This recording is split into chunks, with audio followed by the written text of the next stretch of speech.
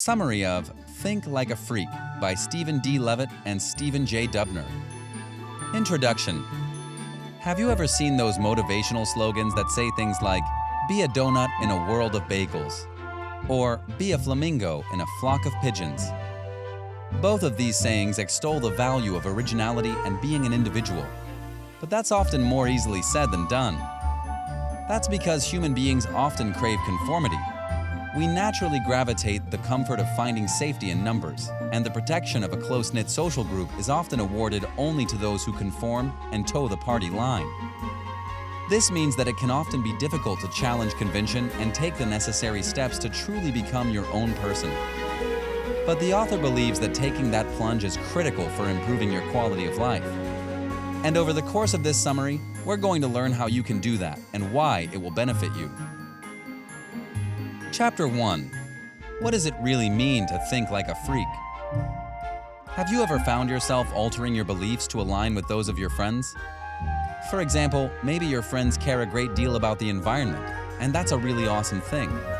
They might be vegan or vegetarian, and they might go out of their way to reduce their personal environmental impact. This might mean that they take care to invest in reusable products or purchase locally and ethically sourced produce. They might make a point of taking the bus instead of driving a car. They might purchase clothes only from sustainable retailers or boycott fast fashion. And all of these things are really great. In fact, it's something everyone should do. But what if your friends were misguided in their information? What if they fully believed they were doing the right thing and you had information to prove that it was wrong? For example, what if they believed that a certain shop was ethical and sustainable, but you had seen reports indicating that the business was lying about its values and practices? Would you rush to tell your friends what you'd learned? Or would you keep your mouth shut and allow them to blindly continue supporting a problematic establishment? Now, this is a relatively innocent and uncontroversial example, so your decision might not be that hard. Presumably, your friends are kind, decent people who trust you and want to do the right thing. So if you talk to them tactfully and provide evidence to support your statements, it's highly likely that the conversation will go well and no one will get upset. But what if you're faced with a more controversial topic? What if you have a moral imperative to provide a friend with some information that challenges their strongly held social or political beliefs? In this case, it would certainly be easier to toe the party line and go along with what everyone around you believes. Indeed, embracing convention and refusing to challenge the status quo often sounds like the best solution because it's the path of least resistance. But that doesn't mean it's the best or even the right thing to do. In fact, this line of thinking is in direct opposition to the principles of thinking like a freak. But what does it mean to think like a freak? And why do you need to do it? Well, the author argues that thinking like a freak is important because, for starters, it allows you to make better decisions. This can clearly be seen in the contest between conventional wisdom and thinking outside the box. For example, if you go along with what everyone around you is thinking, you might achieve comfort and conformity, but you won't necessarily make the right decision for yourself or others. By contrast, if you choose to think critically and form your own opinions based on sound evidence and statistics, you might not be very popular, but you'll be doing the right thing. Now, that doesn't mean that you have to be pedantic about everything, or that you have to be like Spock from Star Trek. You don't have to be a know-it-all or a killjoy, and you don't have to rely solely on statistics in place of emotions. But it does mean that you should be able to think for yourself instead of blindly following the crowd. It means that your top priority should be to ask, is this true? Is this right? Rather than, do my friends agree with this? Realigning your priorities might not make you very popular. It might lead to some disagreements with your friends. You might look weird for challenging the commonly accepted convention. But when you learn to think like a freak, you'll likely find that you're more likely to make the right decisions, rely on sound information, and feel good about the choices you're making. And at the end of the day, no matter what happens, you'll know that you're the sort of person who can think for themselves. Isn't that what's really most important? Chapter 2.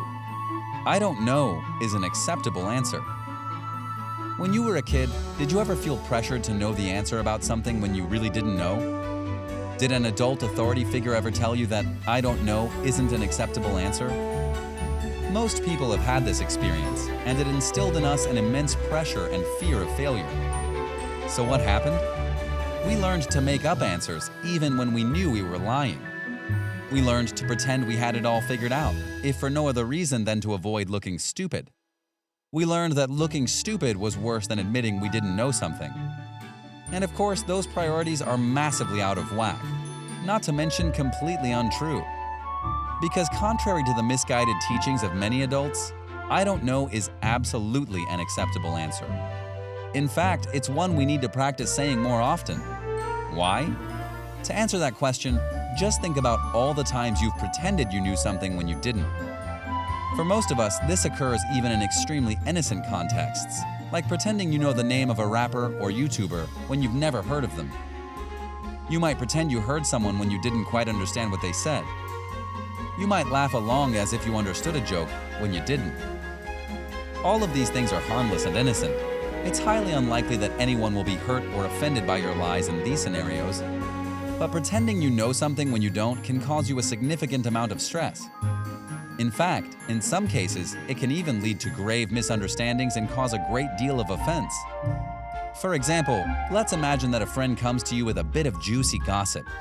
They ask if you heard the rumor about someone. You don't want to appear ignorant, disinterested, or out of the loop, so you say yes. And even though you don't know the facts of the story, you go along with what they're saying.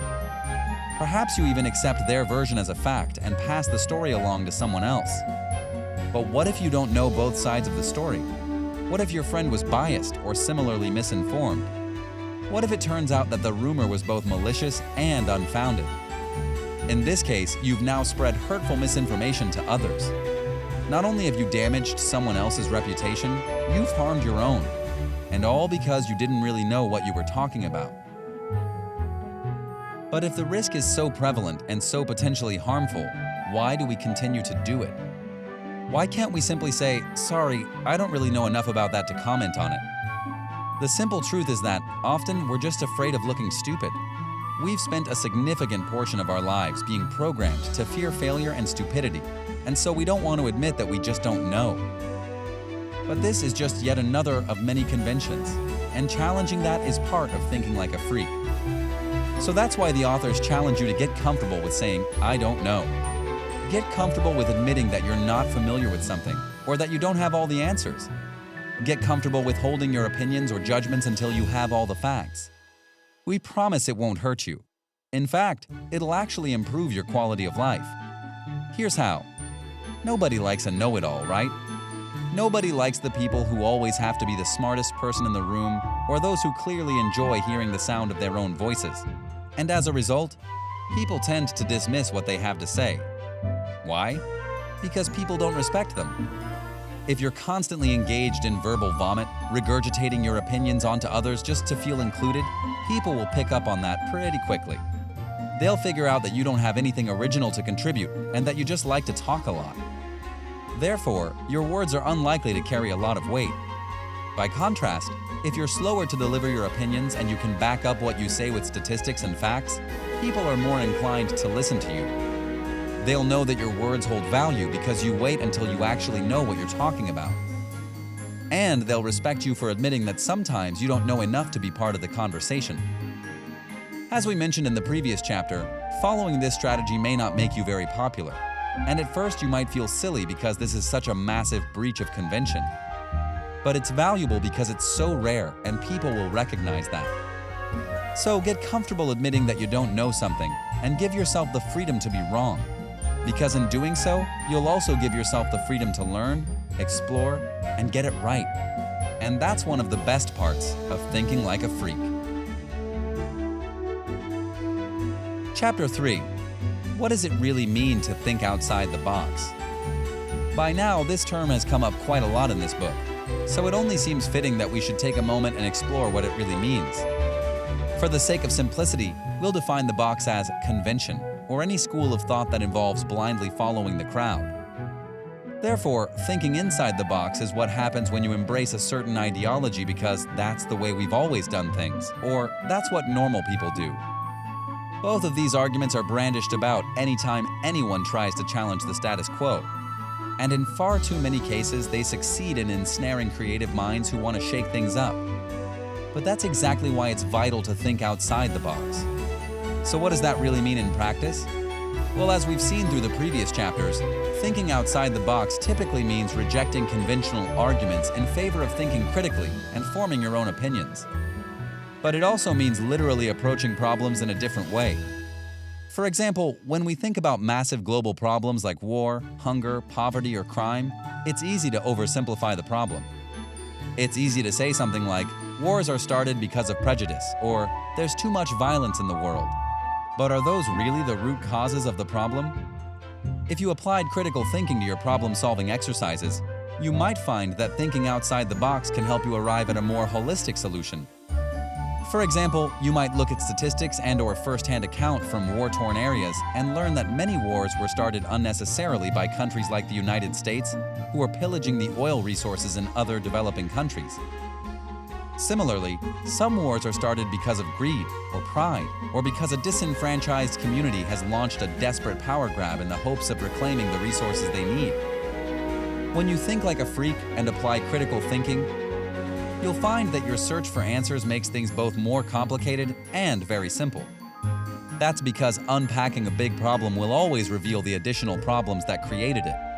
But the good news is that once you have those answers, you can begin working on a truly helpful solution. And that can be said of any problem, from world peace to a minor argument with your neighbor. Final summary. We typically use the word freak to denote things that are so out of the ordinary they're alarming.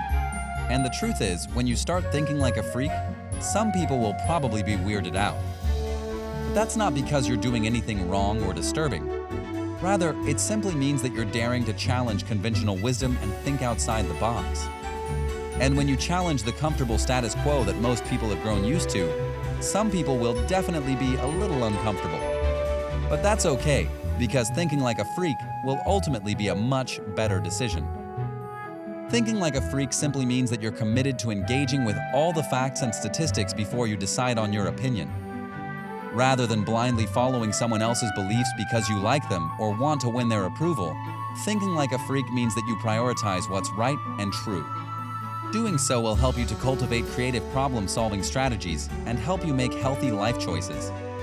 It will also help you to get comfortable with admitting that you don't know something. And in doing so, you'll give yourself the freedom to learn, grow, and explore new schools of thought. This has been a summary of Think Like a Freak by Stephen D. Levitt and Stephen J. Dubner.